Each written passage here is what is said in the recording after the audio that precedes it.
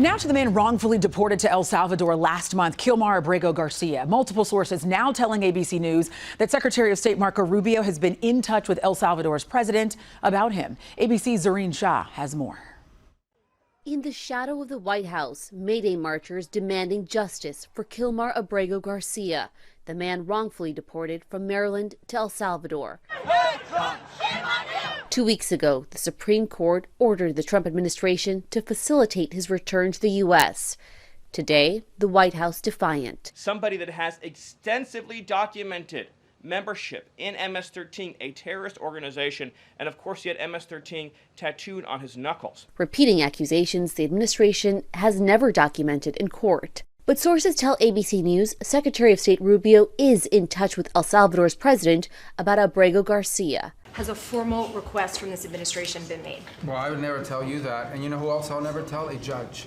Because the conduct of our foreign policy belongs to the President of the United States and the executive branch, not some judge. Deputy Chief of Staff Stephen Miller doubling down today. This administration is not going to publicly discuss the inside details of our foreign policy and negotiations with a foreign country.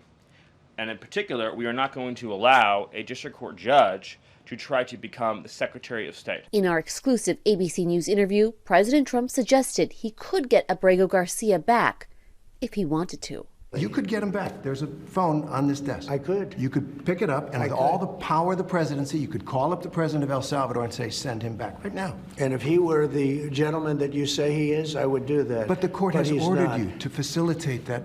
I'm not the one making this decision. We have lawyers that don't want to do this. But the buck stops in this office. No. I follow the law. The president says he's leaving the case up to administration lawyers. You're not going to get an ounce of sympathy from this administration or President Trump for the terrorists who've invaded our homes and our country. Even though sources tell ABC News the Secretary of State and President of El Salvador are in touch, it is unknown if the goal of the discussions is to bring Abrego Garcia back to the U.S. Zareen Shah, ABC News, Los Angeles.